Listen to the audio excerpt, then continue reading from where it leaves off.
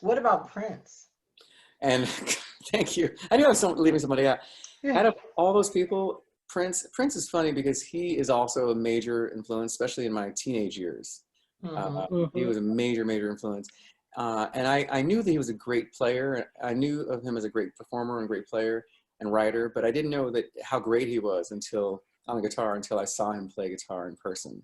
Exactly. That's when I was just like, oh, excuse me. This is somebody who does not ever play a wrong note. It sounds like he practices all the time. Like I can't say that about most of the other people I mentioned, no offense, including myself. He sounds like he practices more than I practice, and I know he did. And I mean, there was a time when I practiced 8 hours a day, but now, you know, I'm on the computer, I'm producing kind of like the hip hop producers are doing, because I'm literally doing all this stuff all day, you know. But Prince was so amazing. I'm telling you, not one wrong note. And he made it look effortless too. He did. Yes. He was a Like, genius. I've seen him in concert. I've seen him in concert twice, and I was just blown away because it's just the way he just. He was on another level. That's all. Yeah, absolutely, unbelievable. And he would come to our shows, and after the show, he would ask if we want to go out and jam. And every time I would think to myself, I'm gonna say yes to anything else. But I'm just so tired. I'm thinking about how tired I was, because after I finish the show, I want to go to the hotel room, get some dinner, and go to sleep. Yeah. But when Prince asks you, to go jam, you know, you gotta go. Thank you. Go. Are you crazy? No brainer. No.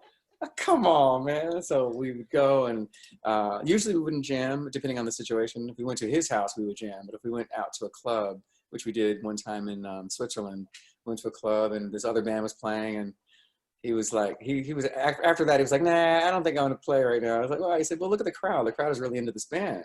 And I'm like, yeah, but you're Prince. And he's like, yeah, okay, well, what will we play? And so I'm like, oh yeah, I'm thinking, what do I know? Because I don't really know a lot of Prince songs on guitar either. I just listened to him. Didn't like learn everything. So I was like, oh, I know a song I can play. I can play Purple Rain. So I go, Purple Rain? And he goes, all right, that's it. Get him out of here. Get him out of here. Get him out of here. Get Kellindo out of here. And he's like, I can't do Purple Rain. And he's right. Think about that. It's like karaoke night if he shows up and sings Purple Rain at a jam session. You know what I mean? It's such an iconic song, though. It's a great song, but it's just too popular. It's a ballad. It's a little too, like, I think it would be great, but I get it. I totally get why he was like, hell no. You went inside his house. I heard it was amazing inside. Both houses, the Paisley Park, we've been there a few times. Oh my goodness. And then the one in Beverly Hills, amazing. Completely different houses, but both amazing houses. Yeah. Wow. Yeah. Wow. Man, oh my God, that's a memory that I would never look. I would want etched in my mind forever, because it's just wonderful. Right? Gosh. Yeah, I can tell you stories, fun stories. They're all great stories. I'm looking like stories. Look, because you know what? In the 80s, Prince was like party.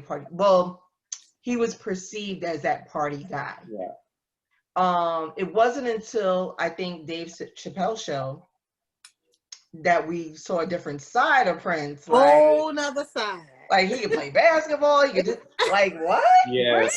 He's an athlete. He can play ping pong. Pool. He's a great pool player.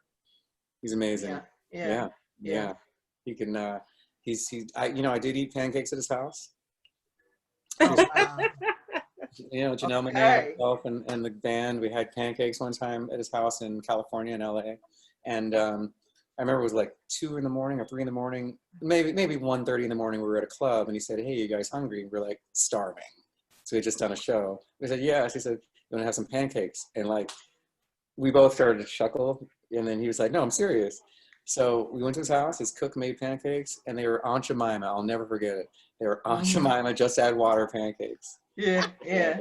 Which, when I was a kid, I didn't like that it was called Aunt Jemima. I was actually very much against that when I was a teenager. Of course. But it's funny because I wanted them to change that way back then. And I was like, oh, well, forget about it. Just embrace this beautiful woman and just embrace this great pancake. And now they changed the name. Like, they got like, okay, they're finally doing what I wanted them to do in the 90s. Progressive. Yeah, okay. Yeah. but it was great, just out of the water. And then after it was done, the cook left, and we're all hanging out, talking and stuff. And right before we left, Prince is washing the dishes, and I was just like, you know, the kitchen was one of those bar kitchen situations where you're sitting on the bar, and you know, the other side is the sink and stuff. And just I'm sitting there, and I'm just like, I wish I could take a picture. I have no pictures. Trust me. You take a picture, he'll know about it because he's got cameras everywhere. Yeah. So I'm just like watching him wash dishes, and I'm like, I know he's just a man, but a human being like we are. But I'm just like, I was about to say he became human at that point. Yeah, it's like Michael Jackson washing dishes. It's just like something about it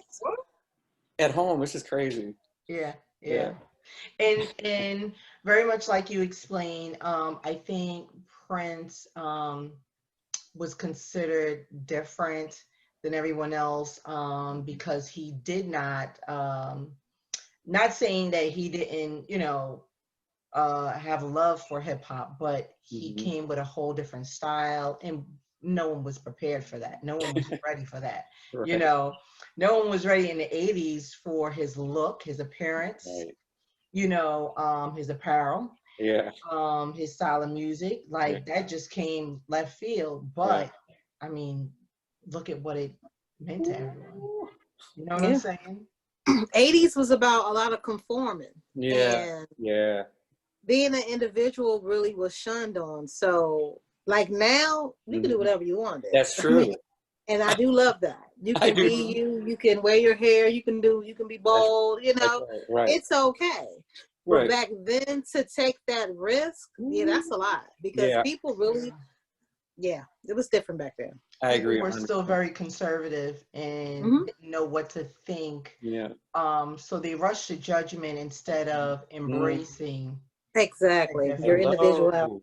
Yes, I did too. I mean, I was very young when he first came out, and when I saw the picture, this record store had a big poster of him, and I'm not sure if it's exactly what it was, but basically he was wearing, I think it's the one where he's just in like looks like underwear, like lingerie. Yeah, lingerie. That's what it was. Oh yeah.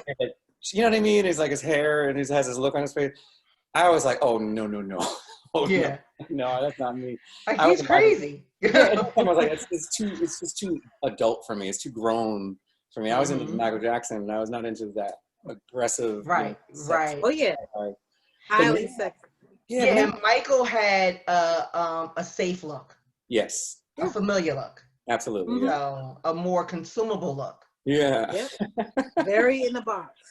Yeah, very crazy. Yeah. How we look back at it, and you know, they're both very much similar, you know, in every way, you know. Yeah. It's crazy. Except I will say though, Prince is way more of a musician, obviously. He's you can sit down and band. It's like him by himself. It's like he did that last tour, just him by himself, you know. Yeah. Amazing. So now you leave high school. Yeah. Do you go off to college or? Yeah, I what do I do? So I was gonna go to one of those like normal universities, just like a regular university, and just pick a major and just like do whatever. And then my dad was like, you know what? He said, you should actually go to a music school. I was like, again? Like I already went to like, you music'd out. Yeah, I'm like, come on, man. He's like, no, because the thing is, you can learn things that you don't know, you know, and you can stay in New York. You don't have to go find some dorm in some other city, which I wanted to do. I wanted to go away, but he had a point. I was to like, get the experience. Yeah, I wanted all that, you know, the frat boy experience, you know, but looking back, I'm glad I didn't do that because I probably would have participated in some crazy unnecessary partying and unfocused. Yeah, no. That was more later in my life when I went there, but yeah. So instead, I went to this awesome conservatory in New York called Manhattan School of Music and learned jazz. I literally learned the ins and outs of jazz music, jazz guitar, music history. It's pretty amazing. So I thank God for that. And you know, and I wouldn't be with Janelle Monae, I don't think, if I hadn't learned how to play all that other stuff, because I already knew the rock, but then the fact that I can play jazz and funk, you know, it's pretty very versatile. Nice. Yeah, it's a nice little package. Now, is that what you consider your music, more on the jazz funk side? No, I mean, I consider it more on the rock side, but I incorporate all of it together. So, You know, it's kind of, but it's definitely, you'll know, when I say rock, the reason why I say it's rock is because jazz usually doesn't have distortion on the guitar. Guitar is usually very clean and, you know, and smooth, safe in a tonality kind of way. It's very safe and beautiful. Rock has a dirty edge to it. It does. But it can be clean too, which I love. Yeah. I love it. Yeah. I know. You know. So, but I will call it whatever the checks, wherever the money's going, I'll change the name if I have to. You know what I'm saying? I'm trying to tell you. Like you're like, oh, and let are the you church say amen. are you jazz or oh no, you're rock. Okay, then I'll no, okay, I'm jazz. Okay. Thank you. Cut the check. Seriously, R&B. Yeah. So now, when did you get a chance, or how did you meet Janelle Monae? I was very blessed to be in Atlanta at the time, in a studio session with a really great drummer and producer, and in walks one of Janelle's producers. His name is Chuck. His name is Chuck. And so he walks in. He's friends with the guy who's producing me at the time, and he's like, "Wow, the guy's cool. He plays rock and he plays this other stuff, you know. I want his number." So he gets my number, and I'm like, "Cool, yeah, whatever." And he invited me to come to the studio and work with his band, Deep Cotton. And this is before Janelle Monae was signn and stuff. So, but I did meet her at the studio, and then we were like, "Hey, we should work together too." So we were working on stuff, and she was actually, they were already doing Metropolis was already being recorded, and so I added guitar parts to it, and came up with I helped arrange Many Moons, and then we put that out and on our own, and a day later P. Diddy calls the house, and I'm listening to the whole conversation. This was on speaker, and I'm just like, wow, we're about to be signed, like actually have someone behind this music. This is so exciting. Yeah. So, and you know, the rest is history. Here we are, you know, almost 15 years later. Really? Amazing. Yeah. Well, you were just yesterday. Yeah. Maybe she looks 14 and a half. Yeah, still doing it. I mean, you know. Yeah. Right? She's another one who, I think when she first came out, people didn't know what to make or think of her music, because again, it didn't sound like a Mary J. Blige or Toni Braxton, or you know, and I'm going back, but I mean, there's other artists that came up since then, but she didn't sound like the norm. Yeah. You know, you question, okay, is that R&B?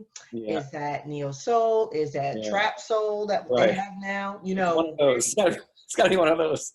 Exactly. And do you really need a category? You know what I'm saying? Good music is good music. That's what I feel. You don't need a box. Everybody wants to label you as something. I totally agree. If you rocking, you just rocking. It's okay to just be in your own square. Yeah. Yeah. If it makes the people feel good and they love it and they buying it, it is what it is. Right. I totally agree. Yeah. Yeah. So I'm just like, okay, so now I put on the flyer Queen. You did Queen, right? Yes. Okay, I just want to make sure, because let me say, I said, it's gotta be him. I said, it's gotta be him. It's so strong and powerful the way the song comes in. Yes. And you know, I love Erica.